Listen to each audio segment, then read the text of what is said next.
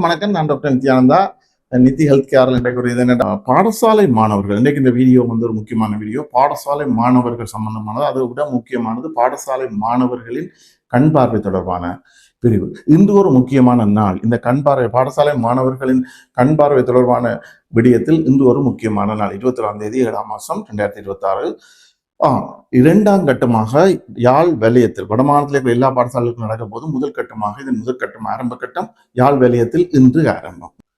இன்று யாழ் send John Bosco பாடசாலையில யாழ் வலயத்துக்கு உட்பட்ட அனைத்து பாடசாலைகளிலும் தரம் 1 மாணவர்களுக்கான முழுமையான கண் பரிசோதனை பாடசாலையில் இன்று காலை ஆரம்பிக்கப்பட்டது. டாக்டர் மலரவன் கண் சிகிச்சை நிபுணர், அவரது குழாமினர் மற்றும் ஏனைய பாடசாலை வைத்திய அதிகாரி பணிமனை உத்தியோகத்தர்கள் அனைவரும் இணைந்து இந்த பரிசோதனையை மேற்கொண்டனர். மாணவர்கள் அனைவருக்கும் சகல விதமான பரிசோதனை மேற்கொண்டு குறைபாடுகள் அடையாளம் காணப்பட்டு அவர்களுக்கு கண்ணாடி வழங்குவதற்கான தேவை என்ற அதுக்குரிய பரிசோதனைகள் முழுமையாக மேற்கொள்ளப்படுகிறது. இது யாழ் மாவட்டத்தில் இருக்கிற சகல பாடசாலை மாணவர்களுக்கும் தரம் 1 முன்பள்ளி நடத்தப்படும். புதிதாக ஏற்கனவே பழையாக்களுக்கு செய்தாச்சு, புதிதாக இணைந்த மாணவர்களுக்கு தான் இந்த பரிசோதனை மேற்கொள்ளப்படுகிறது.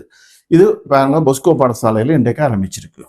இந்த மாகாணத்தின் தெளிவான பார்வை பிரகாசமான எதிர்கால திட்டம் இந்த வடமாகாண கல்வி அமைச்சு சுகாதார அமைச்சு இணைந்து மலேசியாண்ட அலோகா அறக்கட்டளை மற்றும் அசிஸ்ட் ஆர்ஆர் யூகே ஆகிய தொண்டு நிறுவனங்கள் நிதி அனுசரணையோட வட மாகாணத்துக்கான இந்த திட்டம், அதாவது கிளியர் விஷன் பிரைட் ஃபியூச்சர், இந்த திட்டம் வந்து 2ஆம் கட்ட நடவடிக்கை இன்றைக்கு ஆரம்பிச்சிருக்கு. இதில் வந்து முக்கியமாக இதுண்ட முதல் கட்டத்தில் கடந்த ஆண்டு நான் ஏற்கனவே தெரிவித்தேன். முதல் கட்டத்தில் நடந்த ஆய்வின் பிரகாரமான முடிவுகளை நீங்கள் பார்த்தீங்கன்னா மிகவும் அதிர்ச்சிகரமான முடிவுகளாக தான் இருக்கு.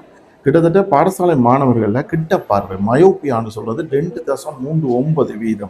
இதுதான் மாணவர்களே அதிகளமாக காணப்படுது. குறிப்பா தரம் 7 தொடக்கம் 10ஆம் ஆண்டு வரை 12 தொடக்கம் 15 வயது வரை மாணவர்களுக்கு இந்த கிட்ட பார்வை பிரச்சனை முக்கிய குறைபாடாக அடையாளம் காணப்பட்டிருக்கிறது ஏற்கனவே செய்த ஆய்வுகளின் பிரகாரம்.